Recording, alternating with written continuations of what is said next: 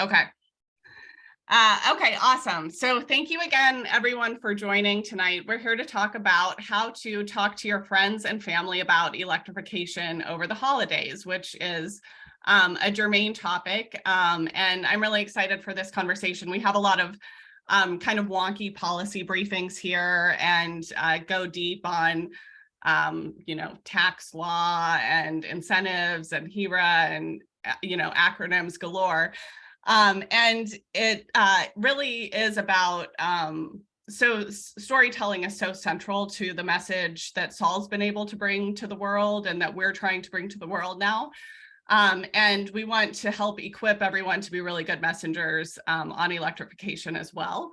And we all need help with this. We have some staff members that are on tonight, and I know that I'm going to be around family and friends, and usually my tactic is sitting over mulled wine over a gas stove and talking about asthma rates. And it's not always the best holiday conversation topic starter. So there's a better way to do it. And we have experts on tonight that are going to help us do that. So we're lucky to have Ellen Qualls on. Ellen came to us from, she was recently the Chief Communications Officer for the Science and Technology, Office of Science and Technology Policy at the White House.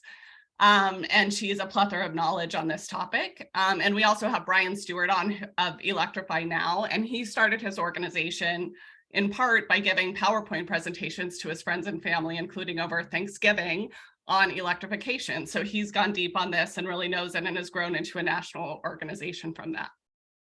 So with that, I'll go ahead and hand it over to Ellen and Brian. Thanks. That was a great slide, by the way. I love that. All those things not to talk about. I'm a little bit famous in my family for the non sequitur, so it would be sort of like, yeah, speaking of Kanye, have you ever tried an induction stove? I mean, they're amazing. So you can always use that tactic. There's a ye in electricity. Yeah, exactly. So we want to keep this light. Obviously it's evening for some of us. Obviously I'm wearing a getup. And, we want the theme to be, we have something positive to say to friends and family around the holidays, because electrification is a positive and optimistic solution. And there's no shortage of catastrophic news that you could talk about in relation to climate, or even in relation to like your winter heating bill. And so I will run through a couple things. I will ping pong it to Brian for some thoughts on, how to make it a good, acceptable message to folks. Mine are just basic communications tips. Brian's are hard-earned in the fields of converting people to electrification. But the basic message tips are that the best messages are simple. So we're going to try to give you some very simplistic things tonight. And I see faces on here that are pretty sophisticated in what you're doing, and you've seen these simple messages before, but it doesn't help to remind, it doesn't hurt to remind yourself that a simple message is what's going to stick with grandma or your nephew or whoever. Also, piquing their interest is your job. At the holidays. You're not going to persuade them. You're not going to walk them through our calculator, probably, although that would be the dream. You will not have all the answers. We will not have all the answers tonight to your questions. I don't have to be able to explain how a heat pump works, because I can point you to a video on our site that will explain it. We have a really cool thing we just rolled out called Rewiring Schools that Joel Rosenberg did, who I think is on the call, where he holds and I don't even know the name of it, Joel will tell us, he'll drop it in the chat, holds the thing that causes the heat in his hand, causes the red liquid to bubble into the other side of the thing. So back to keep it simple. Show and don't tell when you can. So a much better thing than saying how great induction cooking is and how magnets work and all that kind of stuff is to actually bring your portable cooktop, which I do like most of my stuff on now. This is $75. It just plugs in on the counter. and cook something for everybody. Just heat up a kettle of tea, because like in, 90 seconds, they'll be drinking the tea that on the gas stove would have taken 5 minutes. Show, don't tell.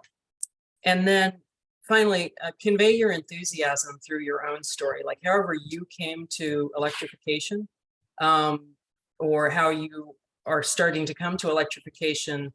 Explain that, and storytell a little bit, because just shoving facts into people's faces is never fun. Brian?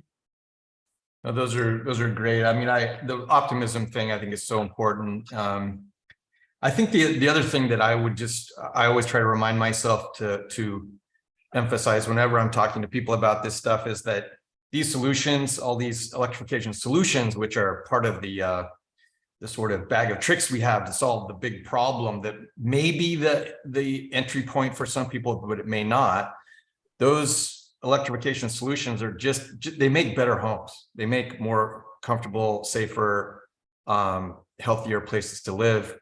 So I try to always remind myself, like Ellen was talking about the induction stove, it just works better, so that these are not compromises. These are actually improvements. So that's one of the things that I try to always remind myself to emphasize, because some people may be more or less interested in the kind of climate aspect of the conversation. But these things that are very practical, like health and safety, or even the cost of operation, those things can be the entry points for some of these folks. So that's one thing I remind myself of. And the other thing I remind myself of is that, we can never tell when even sometimes with our own families, we might not know where they are financially in terms of being able to do some of these things, or where they are in terms of their own homes, like maybe they just bought it. Like my sister just installed a new gas furnace before I could intervene. And so I don't really want to talk to her about putting in a heat pump right now. It's just going to piss her off or make her feel bad, make her feel like she wasted a lot of money, So I think it's good to try to be a little aware of the fact that you're never quite sure where people are. And so I try to emphasize always, when the time is right to replace these things, I kind of start there, know what the better options are. And then second, I try to remind people to think ahead. And, the sooner you can do this, the better. But for sure, do it before any of these devices break, because most of the time, the conversations we're in is a retrofit situation. There are some people who are building new homes, and that's pretty straightforward. But in retrofit situations, it's kind of like everyone's going to have their own priorities about what's most important to them, or what they feel like they're ready to tackle right now. So those are a couple of things that I emphasize, as well as the health and safety piece. I think is just, the news on that just gets better all the time in terms of the advantages we have when we electrify our homes from that aspect. Yeah, I just want to underscore what Brian just said about sort of don't come at the relative who just put in the new gas furnace, because I have a sister-in-law who is rather affluent, who has just renovated 2 different houses in different states and put in like the most ginormous, like retro cool looking gas stove. And she's very excited about it. She has a 4-year-old and a 6-year-old. And so, I'm just like, hey, just an awareness. We're starting to hear some stuff about health impacts. And so this is again where my auto harp comes in, where, if I take this and let her experiment with it, it's a way for her to start thinking, since she's affluent, she can just whip that gas stove out and put an induction in if she likes it, but she's got to like experiment with it. And so it's kind of like an e-bike, renting an e-bike, through one of Lime Bikes or something like that, is a way to just experiment with it and see if it's something that appeals. Because I think a lot of, if you're on this call right now, wasting your evening with us, you are already converted on climate. But a lot of your friends and family don't want to talk about it. It's going to be a downer. And so getting them to make a lifestyle choice is where it's going to be at. Yeah. Maybe the last thing I'd say on just things I've learned about talking about this to a lot of people is that over time, you're going to become very aware of the the myths that are out there, or the sort of booby traps that people will try to lay for you, like, yeah, but there's no way we can get the grid to 100% electric or renewables and stuff like that.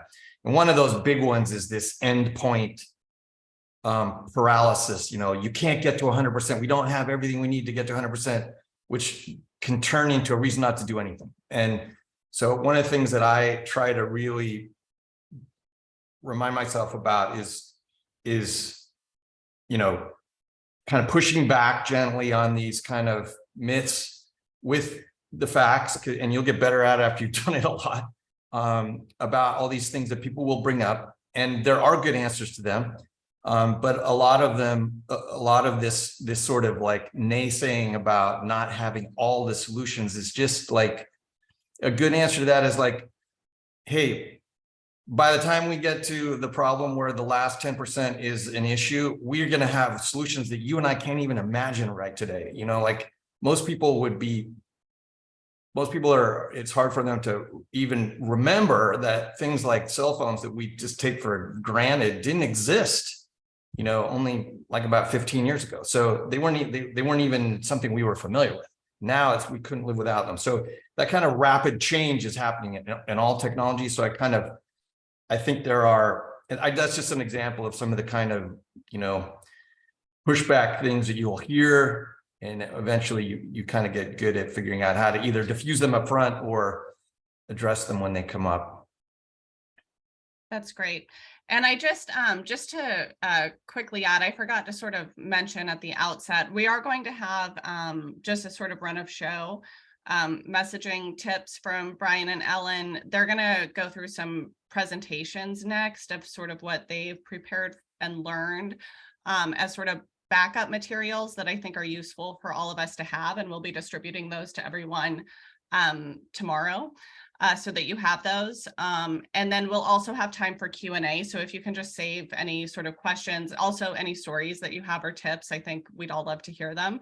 But if you can save those until we're done with the presentations, and we can use raised hands or in the chat, and I'll be helping to moderate those. And before we head over to presentations, Brian, I was just wondering if you would tell the story of when you invited people over for Thanksgiving and then gave them a PowerPoint presentation on electrification.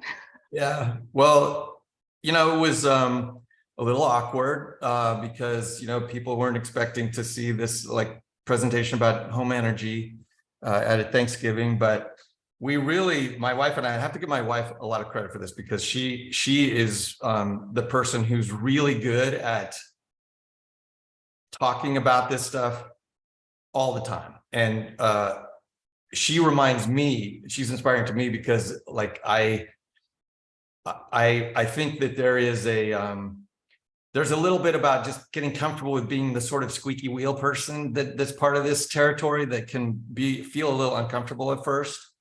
And she's really good at that, and so she's the one who was sort of corralling everybody into the rec room so that we could, do this PowerPoint presentation. But, I learned a lot from that, because I learned, I got a sense even from the reaction from my own family about how some of these messages land, what some of the questions are, what some of the skepticism might be, what those areas are. And so it and like anything, I think the more you do this, the more comfortable you'll feel about it, the more confident you'll feel about it. And so your family is a good place to get practice, because in general, they're supportive, maybe not completely. In fact, some of our family members said some things that I think right now, if I replayed that to them, they'd be embarrassed, 4 years later. But you learn a lot from doing it, and you just got to kind of stick your neck out there a little bit. If anyone does that, please write us and tell us. I may put a screen up at my house with my family and dive in, but we'll see. But I think that's awesome. And for those of you that know Brian or know Brian, he has, from doing truly presentations to his family at his house, has become one of the preeminent voices in the US on electrification. He does webinars that are cited and well attended, and I know many of you that I've spoken with have referenced those. And so it's pretty incredible what he's been able to do. And I hope that everyone here, and I'm sure Brian would reiterate that, this would take that as a message of empowerment, that your voice really can change and have a huge impact. And so I think it's refreshing. So on the note of refreshing, Brian, do you want to start your Sure. PowerPoint? Sure. So I'm going to show you this kind of a version of that presentation that I've done now hundreds of times probably, and has evolved over the years, but it really is, it has a lot of the same material, and that's from that Thanksgiving, start, well, many years ago, 4 years ago now. And again, we try to keep this really positive. And the reason a lot of the stuff that's in here will be familiar to you. So I'm sure it's not all news, but I'm put this together because I thought that it might be really helpful as a way for all of us to have confidence about why this electrification thing is such a good idea. And you don't need to know everything about everything, but I'm trying to give some sort of high level context for why we should all feel confident about advocating for this, and being those people who want to make our friends and family aware of these decisions that all of us could be making. So I'd like to emphasize the fact that all of us are part of the energy system. We're all the little nodes in the system. And so the way we behave changes the system. And this problem that we have is a systems change problem. It's not a behavior thing. I love the way Saul talks about 70s thinking, living smaller lives and everything. It isn't about changing your behavior. It's about changing the systems that we rely on for energy. And I think one of the places I like to start with people is that, and I would include myself in this, most people don't really have a good sense of where carbon emissions come from. I was a sustainability corporate officer at Nike for many years. And I learned this after I left the company, which is that, 25% of the emissions or so here in the United States come from generating electricity. Another quarter come from transportation. More than that comes from the heat that we use for industrial processes, heating buildings and that sort of thing. Then, of course, there's emissions from agriculture and other processes like making cement. But in this country, it's over 80% of the emissions come from burning fossil fuels for these three things: electricity, transportation, and heat. Three things that all of us really need. We are not going to live comfortably without those things. And there's more people around the world who should have access to that. So it isn't about having less of this, it's about how we get it. And if you look at household emissions, the emissions that we're responsible for as individuals, over 60% of our personal emissions typically come from energy. Again, think of it as your electric bill, your gas bill, your gasoline you put in your car, et cetera. Of course, there's emissions related with the stuff we buy and the food we eat, but it's really hard to reduce those emissions. You can do some things, of course, buy locally, et cetera, but this big gray 60%, it's possible to take that to zero. We've done that in our house and helped hundreds of people do it around the country. It's entirely possible to eliminate your energy related emissions, whereas these other emissions are pretty hard we have to have somebody else do it on our behalf. And the reason is because coal and natural gas is the source of electricity for the most part, gasoline and diesel for transportation. And the thing that is sort of the most insidious, I think, is the natural gas and to some degree propane, if you get in rural areas, or heating oil, even in some parts of the country, are used for heating. And the natural gas thing is I think is the most brutal battle that's being fought around this conversion to clean energy, because these companies are really literally in danger of going out of business, and they're fighting back hard with misinformation. And there's this perception that natural gas is clean and green, but actually it's worse or similar to coal the more we learn about it. It's a major source of air pollution. You just can't see it. And there's all this mythology or misinformation about potential for renewable gas. And there's no way that we could be able to just keep burning gas the way we're doing it with some kind of renewable version of gas. They try to use this analogy to clean energy, clean electricity. It's just not true. So that's the problem. And the bad news is we literally have to stop figuring out how to stop burning fossil fuels, not just burn less, stop burning it. So the mindset of eliminating this from our lives is an important kind of framing, I think, for the conversation. How do we get rid of it completely? But the good news is that wind and solar are now the lowest cost sources of clean energy generation. And they're projected to get even lower and lower cost. I've heard a great podcast recently about this kind of S-curves associated with learning as technology scale. And the estimations on all the really key clean energy technologies are going to get ridiculously cheap in our lifetimes. And on an economy-wide global scale, we can be saving trillions of dollars by eventually switching over to renewables. But there is a lot of transition that has to happen, which is kind of where the rubber hits the road. But the good news is it's cost effective from an energy standpoint, and solar price or storage prices are also plummeting, which tilts the economic playing field in our advantage. This crossover is happened a few years ago, but it's getting even more dramatic now as gas prices are rising. We see it, I just redoing some of my calculations here in Portland, and it's dramatic. Just the 40% increases in gas prices here, natural gas prices, has really tipped the playing field in terms of electrification from an economic standpoint. The other thing that's been happening quietly in the background is that electric devices of all kinds have gotten dramatically more efficient over the last decades. The LED light bulb is the poster child for this. It's literally 10 times more energy efficient than an incandescent bulb, LEDs compared to incandescent. But the same is true with refrigerators, your computer, television, everything takes much less electricity now than it used to. So you have these really efficient devices. And by the way, the same is not happening on gas-powered, fossil fuels powered devices. Their efficiency has barely changed in the last 50 years, partly because the industry resists that because they want to sell more gas and more petroleum. So we haven't seen these same efficiencies in gas burning devices. So the devices are more efficient and the grid is just getting literally cleaner every minute. And partly it's because of the solar that's going on our roofs in our homes, but partly because of those lower energy prices that we were just talking about for wind and solar. The grid, this is the kind of map of it over the last 10 years or so, 20 years, and it's going to get cleaner and cleaner every day. There's many more mandates at the state level all over the country for clean energy, which is part of what's driving that, as well as the economics. So when you combine all that stuff together, really efficient electric devices, clean energy, a cleaner grid that's getting cleaner all the time, it's almost impossible not to come to the conclusion that we should be electrifying everything. And this terminology is something you hear more and more. It used to be kind of a geeky thing you heard in policy circles in the background. Now it's starting to permeate into popular culture, which I love because it's a concept that makes sense and it's easy to understand. Don't complicate it. Don't say beneficial electrification or something like that. It's just electrify everything. Keep it super simple, because the truth is that there are very few cases where electrification is not better.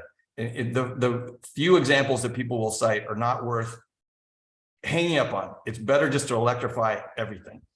And so that it conjures up this future where it's sustainable because we are using the wind and the sun to power all of our primary energy needs for electricity, transportation, and heat. Yes, there will be a few things that are difficult to electrify. Don't worry about that. Those things, we will figure those things out over time. There are some really interesting technologies if you want to geek out that are in the pipeline for that. But all the main things that we need and everything we need in our homes as individual homeowners or renters or whatever, it's entirely possible to do today. And the side benefits are insane. You know, energy cost savings, you get cleaner air, you get cleaner water, you have a stronger economy. It's almost too good to be true. I think the thing that is the place where it gets most people kind of get electric automobiles, they kind of get wind and solar power. So I don't think we need to spend a lot of time there. The place where it's most confusing for people is in our own homes, the technologies that matter in our homes. And I like to start people by just saying, you know, like, think of all the things that you have, close your eyes and count all the number of things you have in your house that burn fossil fuels. Every one of those things is a candidate for electrification. But the other thing about homes that's insidious is you don't see the emissions that come from them. With a car, you kind of get it. You go to the gas station, you fill it up, you turn it on, you smell the smoke. So if I told you that that's going to create 4 to 8 tons of carbon emissions per year, you go, okay, yeah, you see the pollution coming out of the tailpipe. Your home, you don't see the pipe going in. You don't see the smoke coming out. And most people aren't even aware of the burning that's happening because it might be in the basement or, you know, somewhere out of sight. But it's creating more carbon emissions than the typical automobile does if you have a gas-fired home. And the big culprits are your furnace and your water heater. The water heater is surprisingly large in terms of its carbon emissions for a relatively small appliance, but these two things are the big ones. But the awesome thing is that we have fantastic solutions that actually work better than those primitive gas appliances, which literally haven't changed much in 50 years, that allow us to have zero emissions space heating and water heating. And the magic thing is the heat pump, which again, you don't need to completely understand. I tend to just remind people that refrigerators are heat pumps. We've had them in our lives since we were little kids. If you want to kind of better understand how it works, think of it this way. The pumps are moving heat from inside that refrigerator to your kitchen. Your kitchen gets slightly warmer, you barely notice it, but if you put your hand behind the refrigerator, you feel that warmth, or maybe it's blowing air, hot, warm air from underneath. It's moving heat from inside to your kitchen. But even on a hot day, like we had a heat dome here a while ago, I hadn't turned the air conditioning on. It was over 100 degrees in our kitchen. We still had ice in the freezer. So these devices can deal with huge temperature differences. They can make the freezer colder even when your refrigerator is operating in a 100 degrees situation. And the opposite is true. You can get warm air, you can get heat out of very cold air because these things are so incredibly efficient. The two technologies that we really just need to be somewhat familiar with are space heating, which comes in pretty much two forms, this ducted version or ductless version. You have this device outside that's harvesting the warm air, even on cold days, and then converting that into refrigerants and then pumping that heat into your homes. And that can either be through your vents or up on the wall with these ducted systems, ductless systems. And these things work both ways. Unlike your refrigerator, which can only cool, these things can cool and heat. You don't really need to know a lot more about heat pumps than that. There's tons of versions of these technologies that get better all the time. There's cold climate versions that work in really cold temperatures, like down to minus 5 degrees at 100% capacity. So the technology is amazing and getting better all the time. There are some people who have experiences with older versions of this technology which weren't as good, but I think that could be the same as maybe the first time you experienced well, I don't know, almost any technology. Your first cell phone was probably pretty clunky too. So the technology is amazing, and the same technology exists for water heating. They look just like regular water heaters for the most part. They're made by all the major manufacturers, just like the heating systems are. Pretty much everybody makes a gas furnace, also makes a heat pump. So this isn't some kind of new thing that's come along. And they're all incredibly efficient, like 3 times more energy efficient in the case of water heaters than any other type of water heating, including gas tankless ones, which are not near as energy efficient as people think. They come with great warranties, which I point out just to make people aware of the fact that this is not some kind of risk you're taking on some new thing that might break. These things are really solid. I want to touch a little bit on indoor air quality, and the major culprit here is the gas stove, but anything that burns anything inside your house is polluting your indoor air. It's most apparent with stoves, and the truth is that, in the time it takes to cook an egg, you're probably got indoor air pollution that would be illegal if it was outside because of this carbon monoxide and nitrous oxide emissions that come from combusting methane indoors. There's huge studies that have been done on the relationship between this and your elevated risk for asthma and other respiratory diseases, particularly in young children. It's not something, if I had known about this when our kids were small, I would have taken this out of our house. I have friends who tell me they can tell if a house has a gas stove when they walk in the door, and I believe them because these emissions are very dangerous for respiratory diseases. But the beautiful thing is induction stoves just work better. They're faster. You have better control. They're safer. They don't create any of these carbon monoxide or nitrous oxide emissions, and produce a fraction of the carbon emissions as well. Gas stoves aren't a huge source of carbon emissions in the world compared to your furnace and your water heater, but collectively these things are really important. And this is one of the most important devices in terms of this kind of weird, like primitive affinity we have for flames, which turns into people loving gas stoves when they really should be thinking about induction because it's so much better. So kind of the summary here is that, it's possible to ditch the gas. Space heating and water heating are the big ones from your carbon footprint standpoint, but your gas stove is really important from your quality of life and your air quality. But even your barbecue, you can replace a gas or charcoal barbecue with an electric barbecue. They work amazingly well and have none of those emissions, none of those refill problems that you're used to. We have an electric fireplace inserted in our home that no one would be able to tell is not a gas fireplace. It looks the same. It's great. I can turn the heat off and just show the flame if I want when I want a cozy evening without the heat. And these things are possible to do. They don't require any external venting. And of course, lawn power tools are another good example of where electric tools are just way better. They perform better. You're going to have better comfort, superior air quality, lower operating expenses, much easier to clean and maintain. And when you add all these things up together in a typical home, you're talking about 5 to 10 or more tons of carbon emissions. It's significant. And then you throw your cars in there again, and you can easily get over 20 tons for a typical family. So all electric homes are better. And I hope this helps you to just feel confident about projecting that message to people. Thank you, Brian. That was great. And we did have a question that came up on just whether or not we'll be sharing these, and we definitely will. Those are Brian's Electrify Now slides, and we'll have some rewiring slides, not to inundate everyone with decks, but they have, you'll see when you get them, different looks and feels to them and start in kind of different places of the story. And so we just thought it would be helpful for everyone to have those, to share how it makes sense for you, or even just to have those as your own educational tools. So we'll be sharing those.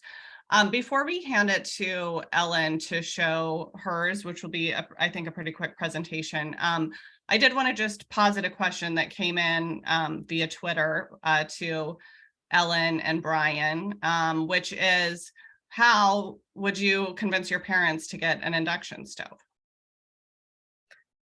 Well, my parents were of a different era, so I think that just showing, like I said earlier, showing is the best convincing, because like Brian's presentation there, if you heat something up really quickly and then you stick a pat of butter in a frying pan and put it at a very low setting, and they realize it's not burning like it does on their gas stove, and then you pull the pan off and spill the butter on your auto harp, then you wipe it off really quickly with a sponge, and the whole thing is done in an instant. And they realize that the thing that you later cook is really good. It's just, oh, I want that.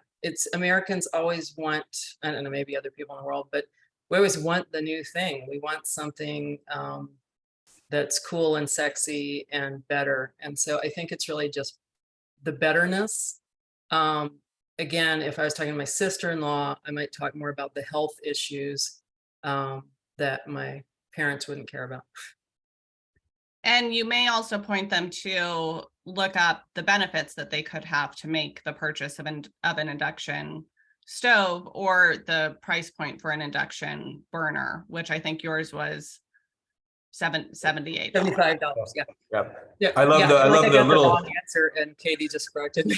Yeah, I love your prop there. The little, I've got a couple of those too. Those little induction hobs, they're great. For $70, somebody can try it and just get an experience without having to plump down the whole thing. And then of course the IRA, which we're going to get to later, is another really important part of the conversation, because people say, yeah, well, they're expensive. Those induction stoves are expensive. And unfortunately, it is kind of the true that at the moment, induction stoves tend to be more expensive than other options, but the IRA is going to help that a lot. So that helps too. And we'll drop the link for the IRA calculator in the chat, but that's a nice thing to, I think, point people to, so they can conceptualize it for their own home. Okay, great. Ellen, do you want to do a quick run through of your slides just so that people know that they exist and that there are notes on them? Yes. So sorry, I'm on a weird monitor here. Can you now see a slide? We see slides and the notes, which I think is nice. Slides and the notes. Yeah. Oh, good. Okay. We want to not see that. Hang on. Do.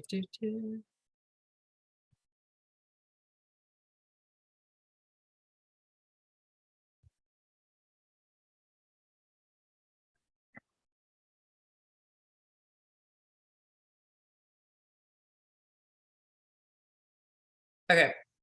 Now do you see slides? Yes. Okay. So let me go back. Okay. So this is really just a quick deck that's kind of like an ad for Rewiring America, which we don't need to do because you're already here because Rewiring America. But we were founded as a nonprofit in 2020 with one simple idea: electrify everything. And everybody here probably knows who Saul Griffith was, but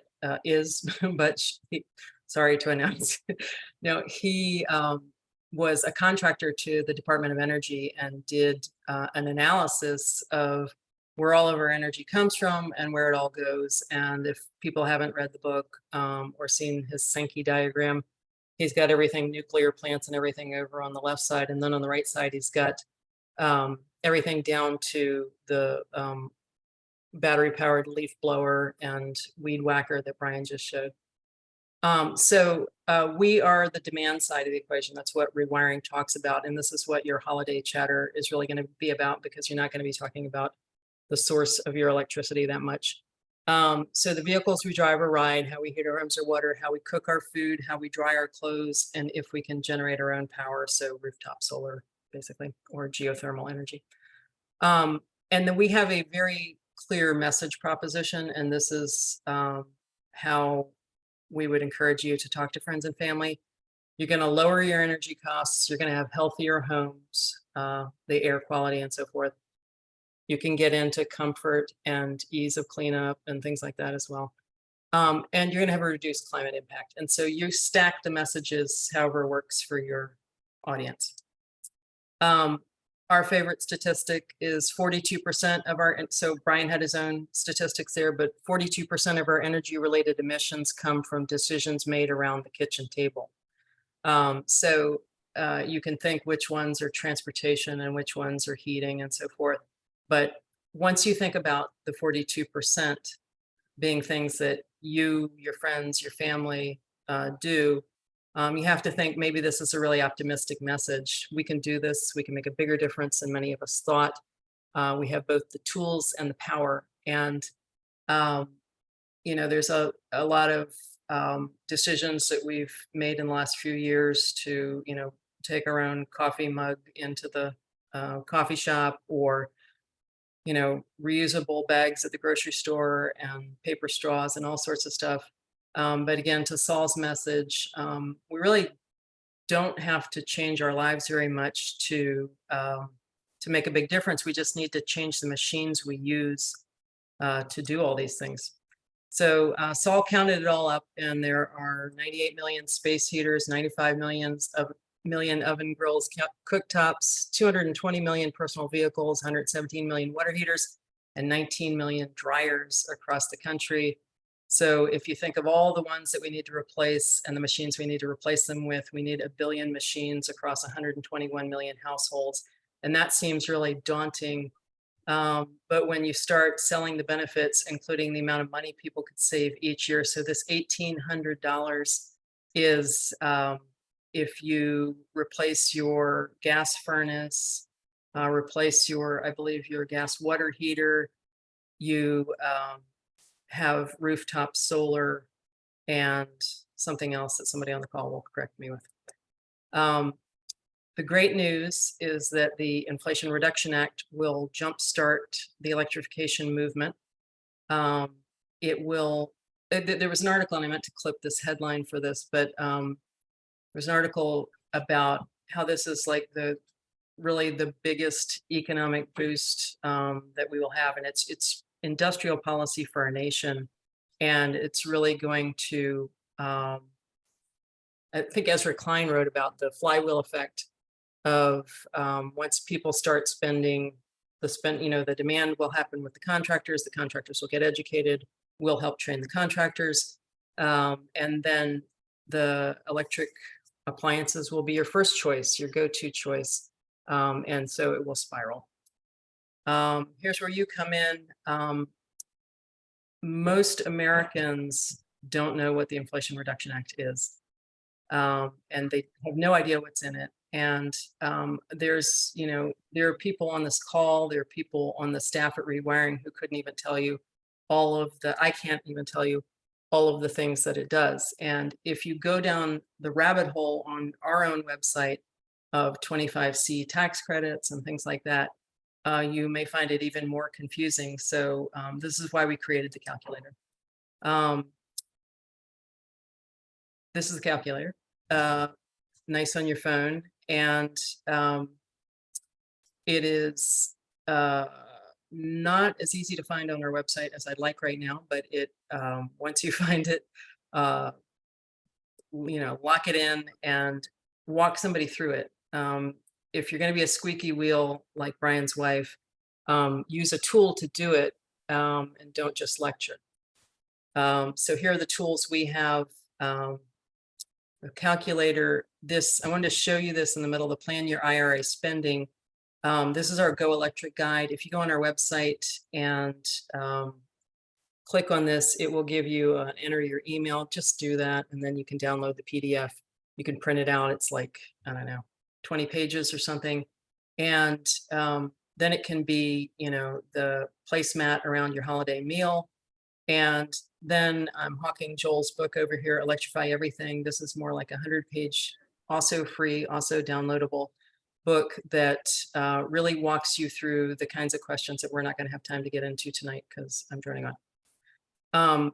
But in the middle, the Go Electric guide, that yellow one, we have case studies, and I think this is super valuable. So we have the low to moderate income families doing sort of slightly different things.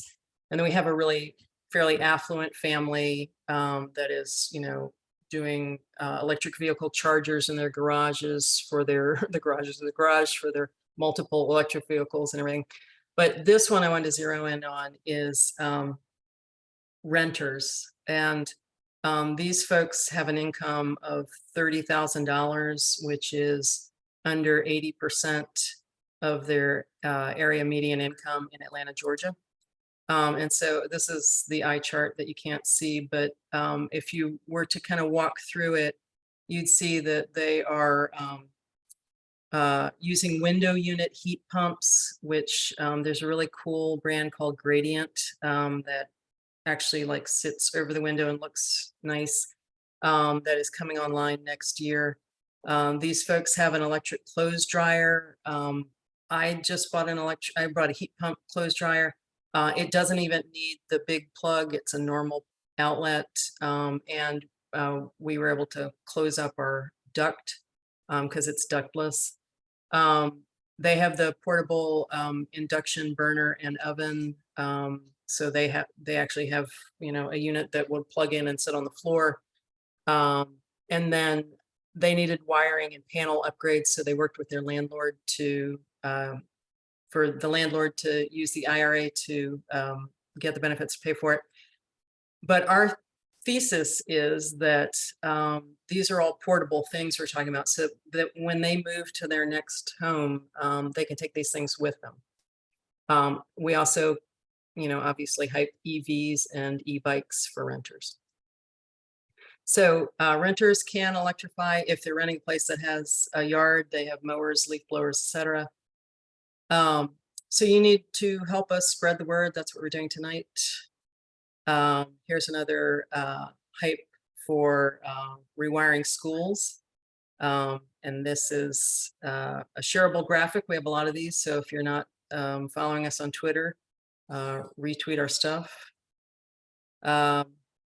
This is, I think, an important thing I just stole from a new RE deck. People care about climate, but they don't act on it.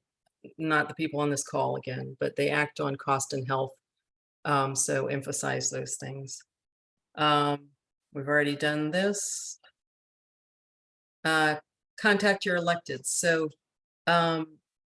your local officials can do things like electrify the city fleet. They could offer incentives on top of federal incentives or incentives that your utility might offer. They can act as a essentially a middleman, helping people make these plans and connect to contractors. I went to a fundraiser for my state legislature in Virginia a couple months ago, and I had both a state senator and a delegate come up and ask if there was legislation that they could patron in Virginia. So make those connections. It's a positive way for them to talk about these issues, and for local officials, it helps them meet their sustainability goals. Contact your local contractors. I'm going through a bathroom renovation right now, and I've had multiple conversations with my plumber about all these issues. And one of his issues, he actually has EVs and EV chargers, but says, oh, you're gonna electrify everything and connect it all to a dirty grid.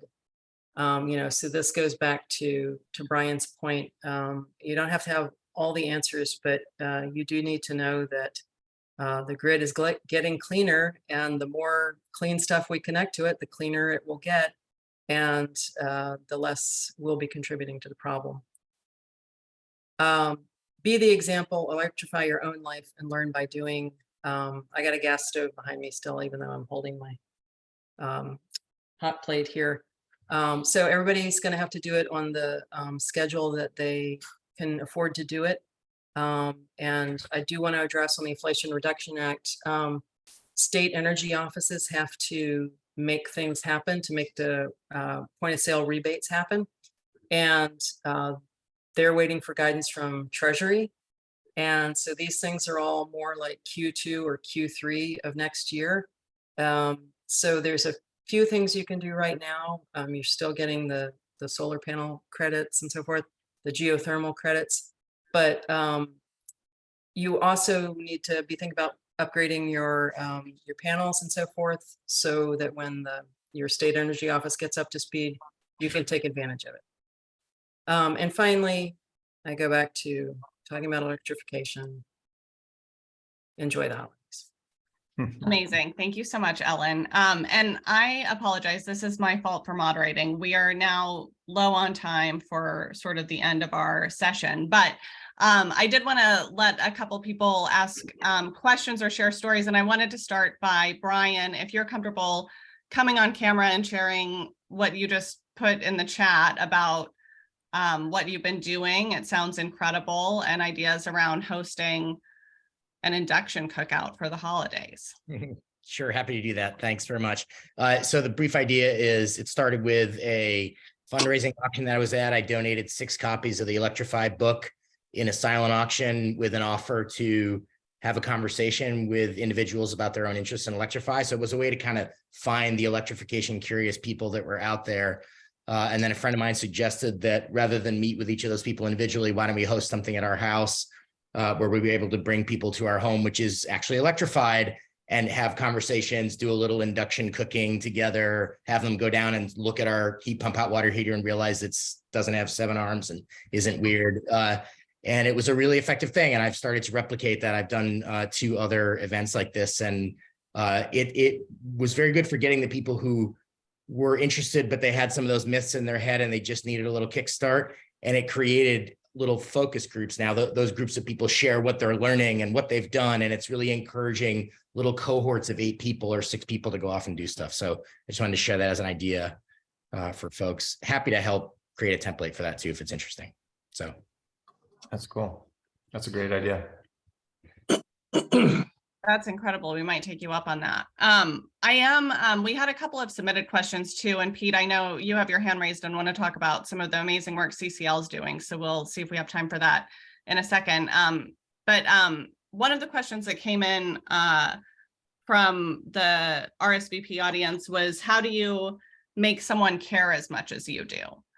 And so I think that would be interesting if anyone has thoughts or ideas on that, or just Brian or Ellen, it can be kind of lonely sometimes. You feel like you're constantly sort of charging up a hill. If you have any thoughts on that.